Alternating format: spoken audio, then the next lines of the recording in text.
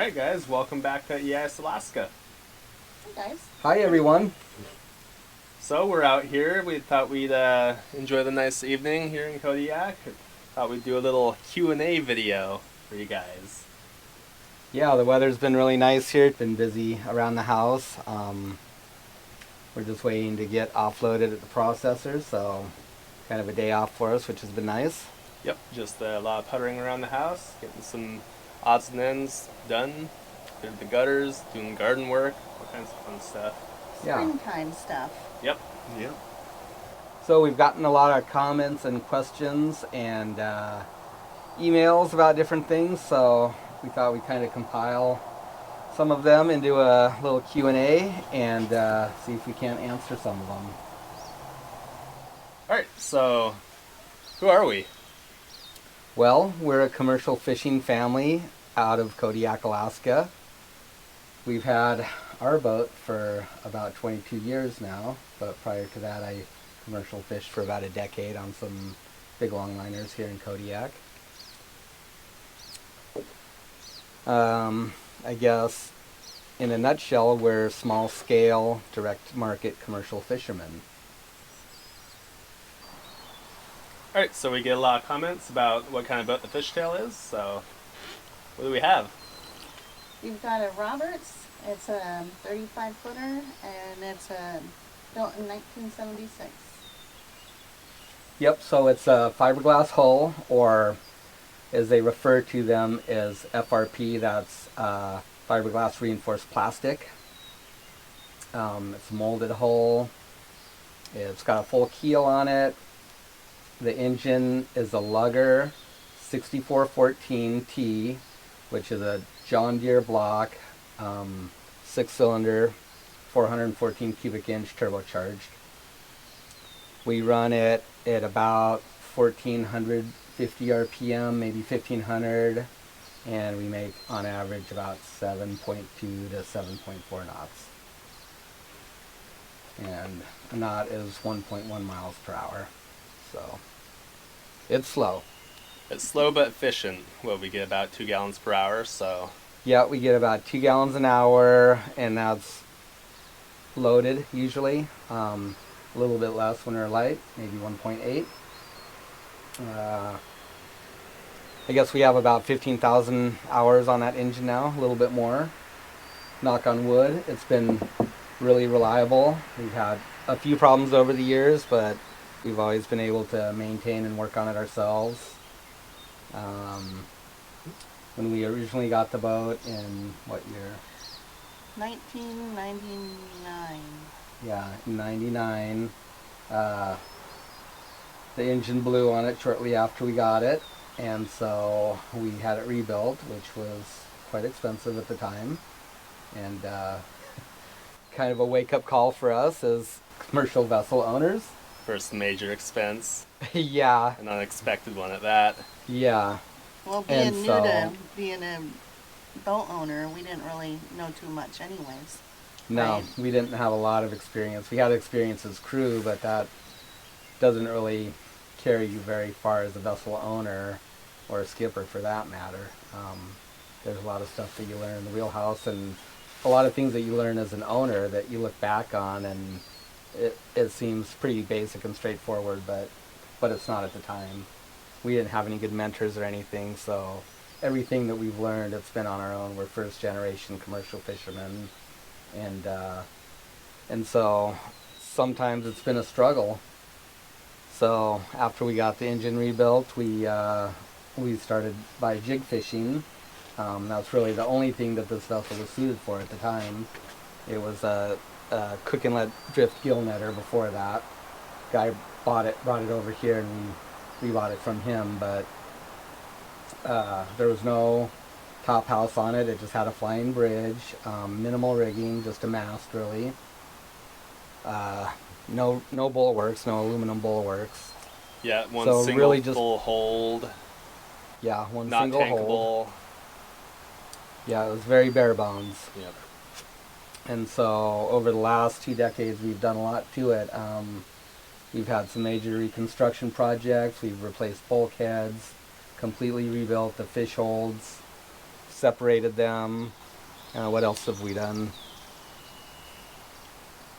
Let's see. Well, we replaced the back deck. We replaced the kind of the engine room cover, right? The fore deck. Yeah, so a few years back we gutted the lazarette, which is basically the rear section of the boat, where generally your rudder, your steering hardware is. We removed the deck there because it was completely, well, basically rotten and saturated with water. Removed the fuel tanks. Mm-hmm. Fabbed up new ones. Yep. Put back in. Fabricated and welded new tanks. Raised our back deck up too. Mm-hmm. Yeah, we've done a lot of work to her. Yeah, we added a top house one year. One of the big things too is putting stavy poles on, which Yep. made a big difference for me. Yep. Yeah, we added stabilizer poles and Added the boom. the boom and the picking boom too. Mm-hmm. All the rigging. The aluminum bulwarks and the rails. So this is all work that we've done ourselves. We have good welding equipment and the skills that we need to be able to fabricate and weld that stuff, which literally saves us a fortune.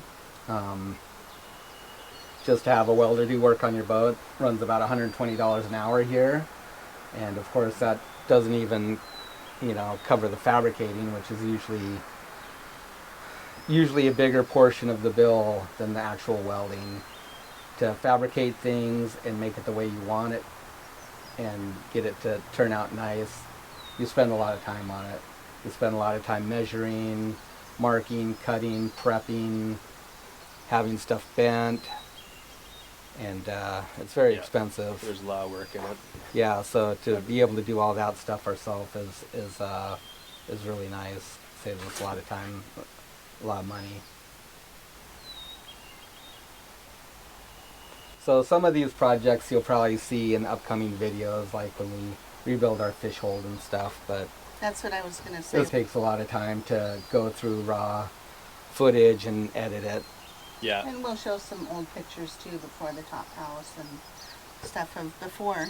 Yeah. Before we started vlogging everything. Yeah. Yeah, it's actually funny. I was looking back at some the other day, and it's amazing how much our boat's changed over the years, and the magnitude of some of the projects for us anyways.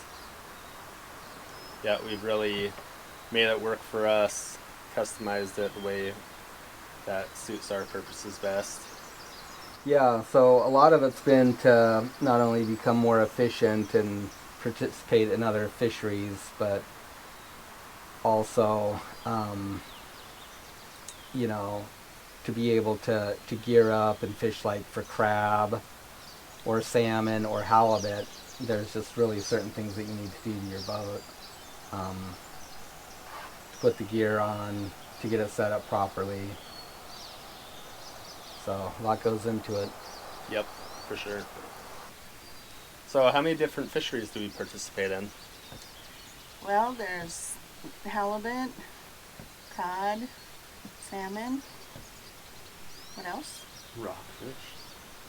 Rockfish, crab, Dungeness and Tanner crab. Mm-hmm. So those are all fisheries that we've done in the past or are doing presently. Mm-hmm. Some depend on whether they open or not, depending on the guideline harvest level, and others just kind of depend on what our current plan is and what we have going on. Generally, we try and work fisheries that are productive at the time and kind of yield the most revenue for the input of time. And right now, rockfish and cod are those two. So that's what we're currently doing is fishing cod. We're jigging cod, and it's a good fishery. It's nice to be able to do that. It's one of the few entry-level fisheries left in Kodiak and, for that matter, Alaska. Most of our fisheries are expensive to get into. All the salmon fisheries are by limited entry. The gear is expensive. The vessels are expensive. You have a lot of extra equipment like seine skiffs and nets that you have to buy and maintain. Halibut and sable fish are all individual fishing quota, which means that they're privately held fishing rights. To buy into it costs you about $40 to $45 a pound, and the quota fluctuates, of course, over the years based on the biomass. So, for instance, when we bought our quota nearly 10 years ago, we had about 3 times what we do now. We've seen a steady decline in the biomass over the years, and that's for conservation, for the health of the fishery. That's the most important thing about it, and foremost in science-based fisheries management is to protect the resource and ensure that it's there for future participants. And while they look also at some of the financials of it, that really has to be second to fishery management and the health of the fisheries. So as fishermen, that's what we just have to do. We have to be able to adjust and diversify our operations and go through the good times and the bad times, just like really any business, whether it's a manufacturing or a farmer or anything. They face kind of the same challenges. You have good years, you have bad years. You do what you do to make ends meet. We've crewed on other boats even when we owned ours. So sometimes you just have to step away from your own boat and do other things, take on other jobs. Yeah, Dad's done a lot of welding over the years, lots of big welding projects for other boats. That was a major skill that he invested his time into and learned a lot from the internet, from YouTube, honed his skill. Yeah. So it's always good to have a plan B, no matter what trade or business or career path you choose. Don't rely on it, because things change quickly. They can change overnight. The industry you're in can boom or it can bust, and if you don't have the skills or knowledge to be able to do something else, you're going to be in trouble. Yep. Always have a backup plan. You're never too old to learn. We try and learn stuff every single day, acquire new skills, and that's just the way we personally are. Yep. We have a lot of questions about Tristan. Well, how long have you been fishing, Tristan? When's the first time you went on a boat? I don't know. When you were a wee little baby, Oh, 3 months old, huh? no wonder I didn't remember. Yeah. Yeah, so Tristan's been on boats all his life. He went to sea at about 3 months old, actually on another vessel that we were fishing on at the time to pay the bills on the Fishtail. And it was Winona J. It was a longliner out of Kodiak here, and we worked on and off with those guys for quite a few years. Good people, great operation, and yeah, and the kids would come along with us sometimes. It was really cool. So we brought them with us. Kids always sleep really good on boats, that's for sure. Yeah. Yep. So why don't we use the net in our hold to offload? I don't have one in there. That's probably one of the favorite comments right there. So, the easiest way to explain it, I suppose, is that it's just not feasible. Our main hold will pack about 5,000 to 6,000 pounds of fish. So if we were to somehow rig a single net in there, it would be extremely hard to lift it off the boat. The cranes at the plant can lift that amount of weight, some of them, but the more weight you put on an operation like that, a piece of equipment, you're booming it up and down, you're swinging it, the quicker the danger increases. So that's one reason, is it's basically stretches the limits, the load limits of the crane. Number two is our fish hold is bigger than the hatch. We have overhangs. So if you had a big net full of fish and tried to pull it out of there, you're literally going to be squeezing them through a smaller hole. Once again, you're going to increase the pressure on the cable, on the rigging. You're going to create an extremely dangerous situation like that, not only for us, but the people up on the dock. The third reason is the totes that they put our fish in until it's processed hold about 1,000 pounds. 800 pounds of rockfish, 1,000 pounds of cod, give or take a little bit. That brailer that we're offloading the fish into also holds about 800 to 1,000 pounds.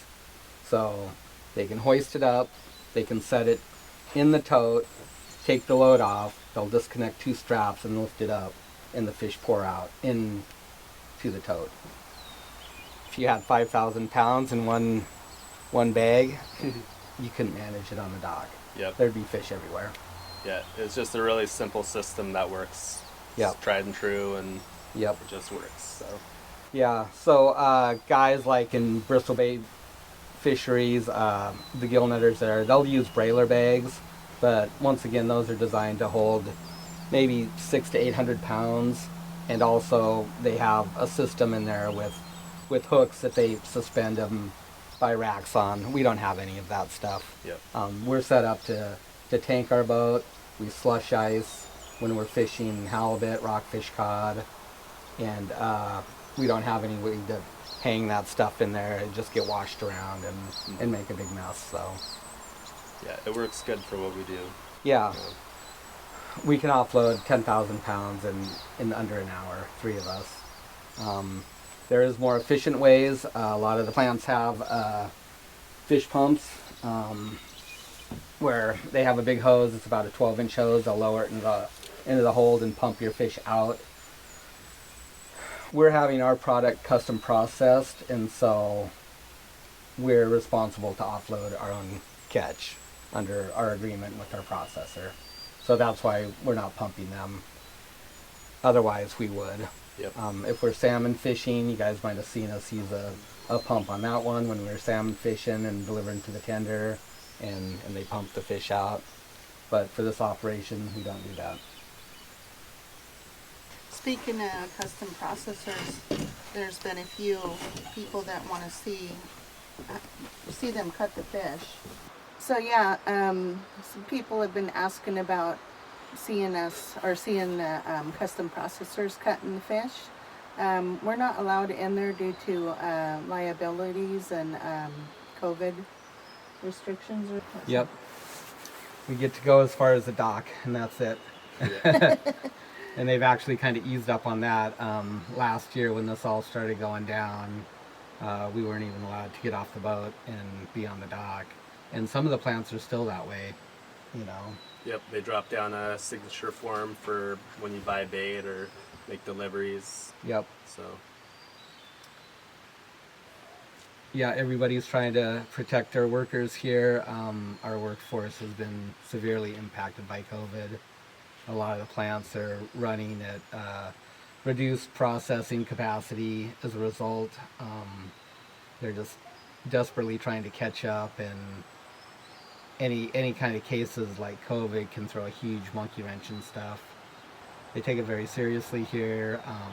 Our seafood industry is worth billions of dollars in Alaska, and the last thing they want to do is disrupt it because of the trickle-down effects. It's not just the processing companies losing money, it's everybody. It's the fishermen, it's the processing workers, it's the towns that rely on the raw fish tax and the sales of fishing gear and groceries and fuel, and yeah, it's huge. yep. So what are some of our shortcomings on the Fishtail? Vessel size and capacity. Yeah. So that was going to say the weather holds us up a lot. Mm-hmm. Yep. Without a doubt, we're the smallest combination vessel in Kodiak and probably most of Alaska. For all the fisheries that we do in a 35-footer, people are constantly surprised, I guess. Maybe amused, I don't know. So, some fisheries we're pretty successful at. We do a good job. We're good at catching. Other fisheries, not so much. Salmon is one of them, due to lack of experience for one thing, but also due to vessel size. It's hard to work gear on the fishtail. It's small. Yeah, the seine basically fills the whole back deck, so it's very crowded for the stackers, which was Mom and T. Without any deck to stand on, you're basically just walking around on a lumpy, rocky, sandy pile Yeah. of net and seine. Yep, it's uncomfortable. It's easy to slip and fall. It's easy to step into a hole and roll your ankle.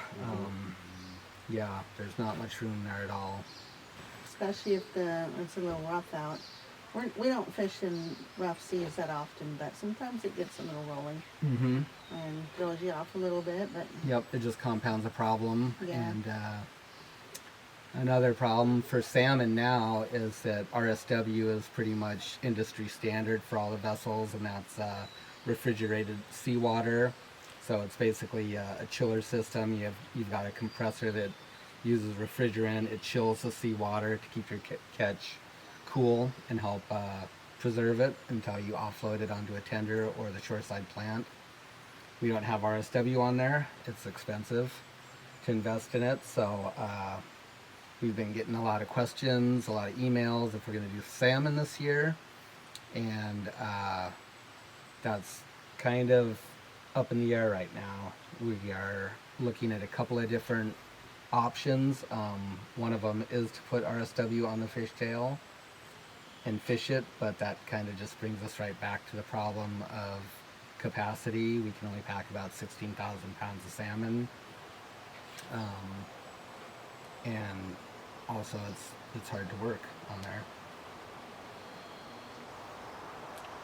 So I guess this is a kind of a good segue into our next portion of what are our future plans. What's the future plans, dear? future plans hopefully is a bigger boat. Is what we're thinking. Maybe. Yep. We've been boat shopping for a while. We're working through the process. Basically, a larger vessel that will allow us to safely and efficiently harvest salmon and also participate in our crab fisheries here. Dungeness crab requires a lot of deck space to haul gear, and you're usually traveling a fair amount of distance, so you need to make multiple trips with full loads of gear. It's hard to do that on the fishtail. I think we've packed 60 crab pots on there before. That's a pretty big load. Yep. That's putting crab pots in the fish hold and filling the deck up. And it's manageable, but it's hard. 60 pots doesn't get you very far in that fishery. And so that's like 5 or 6 loads of gear. And that's a lot of time, especially for a boat that is more weather dependent. To pick and choose good weather windows to transport that gear safely can be problematic. And then the tannery fishery too, that runs from January 15th is when it opens by regulation. So that's a tough time to be fishing anyways, and to do it on a small boat with gear, just same thing, compounds problems. So we're looking at a bigger vessel to participate in those fisheries. So I guess we've got a few prospective boats that we've looked at, and we're just kind of working through the finance portion right now. Nothing's set in stone. It's all completely up in the air. We don't know if it'll happen or not yet. Yep. We're getting there. We are. And that probably leads into the next question. And I'm sure a lot of people are going to be wondering what's going to happen to the fishtail. Yeah. So the plan with Fishtail is to keep her. We'll keep doing what we're doing with her. It's a great fishing boat for jigging around Kodiak, and our halibut are kind of tied to it because they're D-class. So you can only fish that on fishing vessels 35 or lower. Yep, 35 and under for D-class. So we'll keep her. She's Yep. part of our family. Yep. Yeah, the halibut quota system has vessel classes. So when you fish or buy quota, it has to be in the same length range of the vessel that you're fishing it on. And ours happens to be D-class quota, which means we can only fish it on a smaller vessel, 35 and under. So how big of a boat are we planning on getting? What are we looking for? 46 to 50 foot? Yeah, something in that range. Like we said, the fishtail is 35 foot, so if we landed somewhere even at 46, upwards of 50, that adds a lot of deck space, and also beam too, the width of the boat. The fishtail is pretty skinny. It's about a little under 11 feet at the widest point. Most of the deck tapers from there back, and it's about 9.5 in the back and the stern. So there's not a lot of width on our boat that we have now. Yeah. A bigger boat would probably have a deck in the range of 14 foot wide, somewhere in there. Mm-hmm. So you're adding 3.5 to 4 feet of beam. And then of course capacity too. Right. And galley space. It'd be nice to get a little more room inside. Yeah, our quarters are pretty cramped, True. pretty Spartan too. Yep. There's been people asking for footage for inside too, and we're going to get to that here soon. Tristan and I will start fishing here soon, so we'll be showing you guys more of inside and cooking and all that good stuff in the evenings. Yeah, it's actually kind of hard to capture footage in there because it is such a small space. Yeah. Mm-hmm. But we'll do our best. Yeah. Yeah. Expect to see a few backs of heads. Yeah, elbows. Yeah. Yeah, there's not a lot of room to move around in there. It's usually a couple of us at the table and a person cooking, and that's really about all it holds in the galley. So with a bigger boat, would we process our catch on board? That's an option that we're looking at. We've been trying hard to get set up, at least in part, to process some of our own catch, just because of not only the situation with COVID that's really reduced our custom processors capacity, but also the way the fisheries work in Kodiak. You know, we have such fast-paced fisheries here that we see a lot of plant closures every year in Kodiak. Once halibut and sablefish close in mid-November, our town literally shuts down until January 1st when all the fisheries reopen again. And so that's a pretty long chunk of time that we also sit idle by default.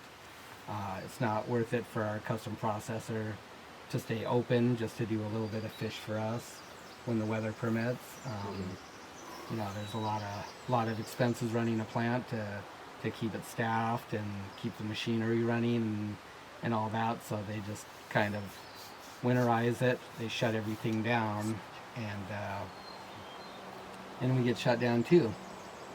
Yep. And then lately with the COVID and everything, they haven't actually been starting up until, I guess February, beginning of February. Yep. So once again, you know, that's a lot of time to spend on the beach doing nothing. So if we can at least process some of our catch in a limited capacity, we can work. We can go out and fish a day here, fish a day there, process our catch. Yeah, it'd and, actually make a little bit of money. it'd be pretty ideal in the wintertime because that's when we have short days.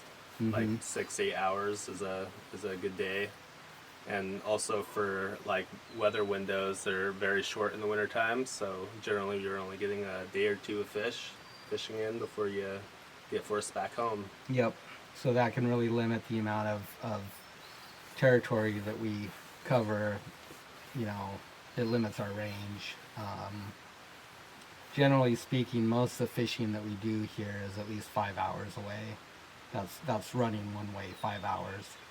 So when you start factoring bad weather, you know, you have to keep that in mind that you need to get home. You need 5 hours to get home safely. so that can cut trips short.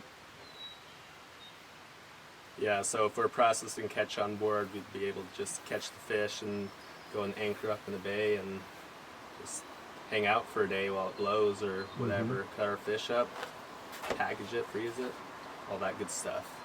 Yep, so that's definitely an option. It'll take a while to get there. The equipment's expensive.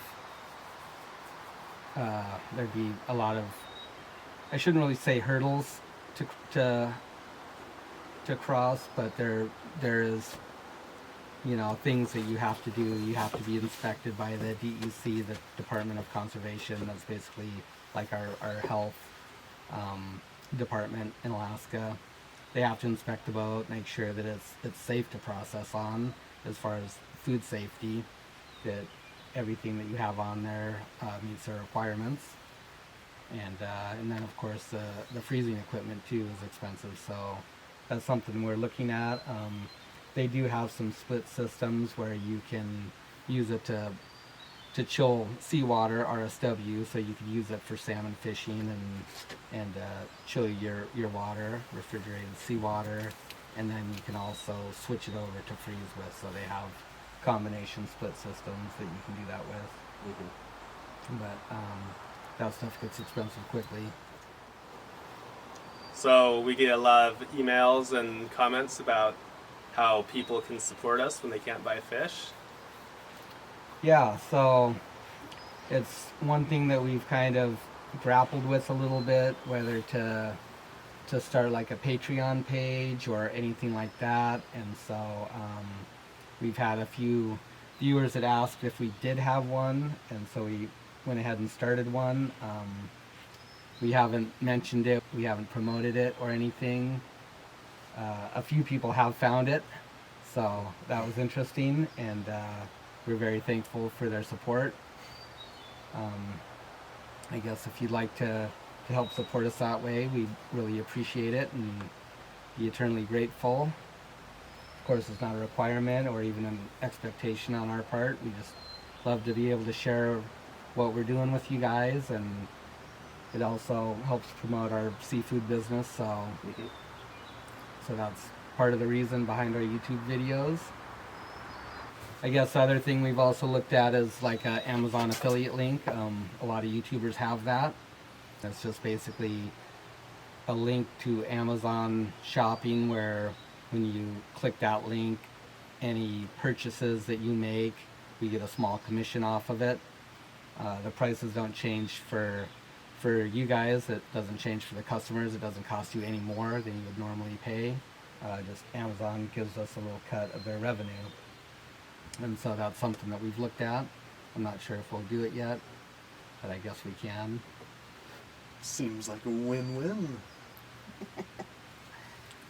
We just love hearing all the comments and all the support from everybody. It just touches our hearts to, you know, have you guys order fish from us, or just, you know, say how much you enjoy our videos. So we just love sharing that with you all. Yeah, we do. We appreciate the support. Yeah, really enough said. We do. It's really enjoyable, and really feels good to be able to interact with you guys and share our lifestyle with you.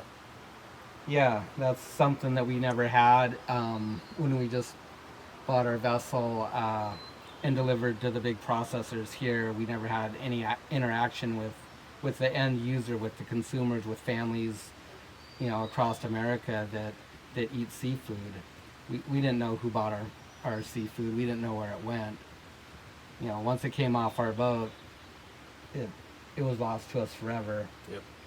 And so it's really validating to be able to connect with people and share our story, and also get them the best seafood possible, because you really can't get better seafood than when you purchase it directly from the fisherman that catches it. At the end of the day, we're responsible for the quality. It's really great to be able to share that with people and show them how we harvest seafood. And cook it. I've had people that have asked for recipes on how we cook certain foods, so. Yep, that's something that we're working on to get more of. Once again, it's just kind of comes down to time. We do the best to try and manage our time, and we'll have more catch, clean, and cooks as time goes by. Yep. More recipes. So aside from the Patreon or potential Amazon affiliate, other ways you can support us is to buy our seafood. Again, we just love the interaction with you guys. We love to hear the feedback and how great the seafood is. It just feels good to know that the care we're putting into it reflects there. So we have our Halibut Share Boxes pre-order available. We're going to be firing up some halibut pretty soon, so get some of those while you can. We're just taking the pre-orders so we know how much to catch and hold aside for summertime. So get some of those, and along with that we'll get the we have the cod and the rockfish available right now, so yeah. Yep. Everything's available by the pound, or you can save a little money and get the share boxes. They come in 20 and 35 pound boxes. Rockfish is incidental or bycatch during that, so we have that available now. Once we finish with cod, we'll go on to rockfish, and we'll have plenty of that for probably the next month or so anyways. And we'll just do our best to set aside some for the summer to hopefully To hold meet, us over. yeah, to meet demand until this fall. And I guess, like we said, salmon's still on the fence right now. We're not exactly sure which way we're going to go with that. Really just depends on what we can find for a suitable vessel here. Mm-hmm. We're starting to kind of get to the crunch time, to a little bit of the deadline to make something happen. So I'm sure we'll know within the next couple, 3 weeks, and we'll make an announcement at that time whether we'll have salmon available or not. Mm-hmm. So yeah. So Yes. until then, I guess we'll see you back on the water again soon. I hope we answered a lot of your questions that have been nagging at you. It was fun compiling them, so Yep, and feel free to drop some comments down below. follow us on our social media. We're on Facebook, Instagram, Twitter. Yep, So yep. links are all down below. And be sure to get your seafood at yesalaska.com. See you again next time. Yep, see you guys. See you guys. Bye.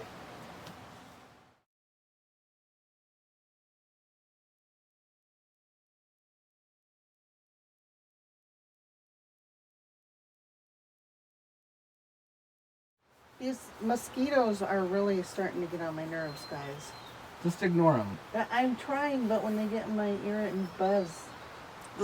Yes. They actually are attacking Mom's ears. Yeah, so. Okay, well let's finish up. Well, they love me.